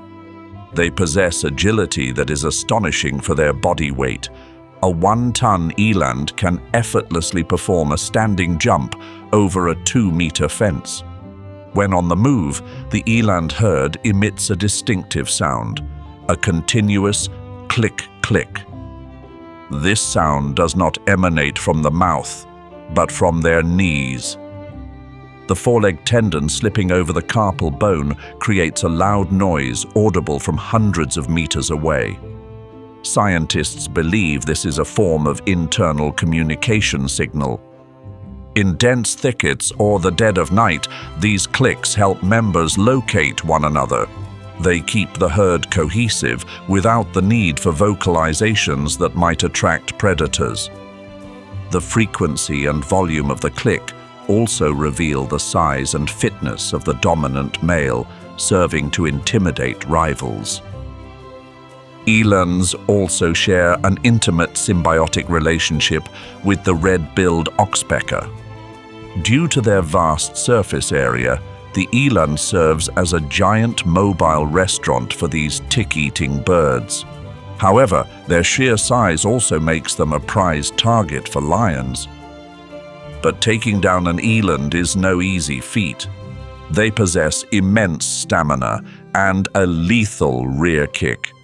In northern Kruger, eland are typically nomadic, constantly traversing vast territories in search of browse and fresh grass. Encountering an eland herd lumbering majestically through the morning mist is a mesmerizing experience, evoking a primeval and wild Africa. In the shadows of the northern Mopane forests, the honey badger is a diminutive creature that possesses a reputation far more legendary than any giant. The Guinness Book of World Records has recognized it as the world's most fearless creature. Though weighing only about 10 to 15 kilograms, the honey badger possesses the attitude of the invincible. They are ready to confront lions, leopards, hyenas, or even buffalo if they stand in their way. The secret to the honey badger's strength lies in its skin. Their skin is extremely thick, tough, and possesses rubber-like elasticity.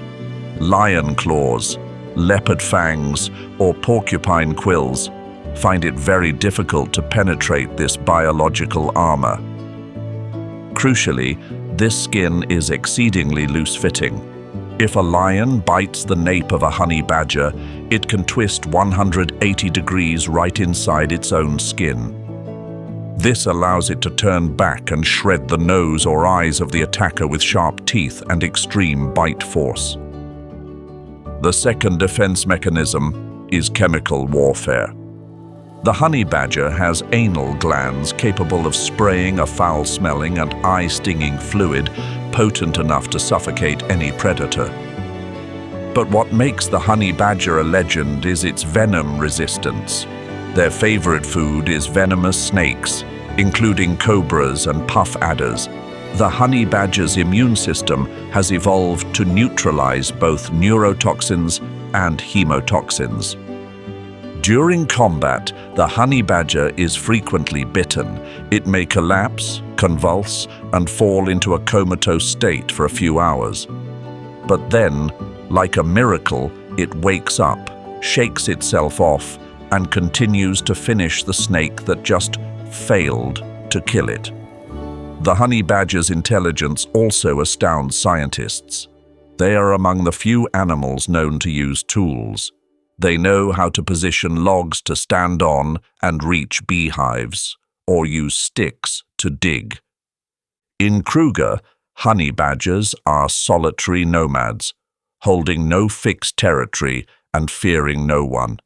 Even hungry lions often choose to give a wide berth to this maniac, for the price to pay for such a small meal is simply too high.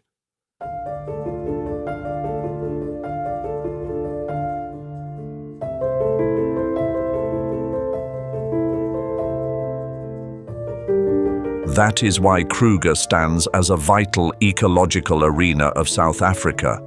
It is a living heritage, a last bastion where nature still operates according to the most primal laws.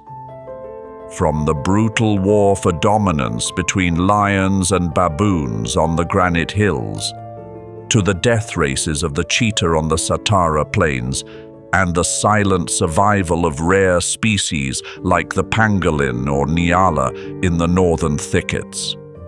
Every creature, whether predator or prey, is scripting its own epic saga. But whether this story continues rests with us.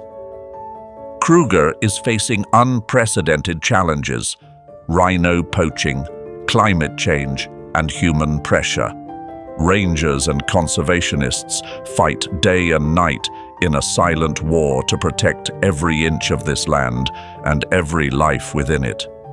Our collective concern and awareness are the most powerful weapons to preserve this treasure for future generations. In the great battle for survival at Kruger, which animal impressed you the most? The cunning intelligence of the baboon or the absolute power of the lion coalition? Leave a comment below to share your thoughts.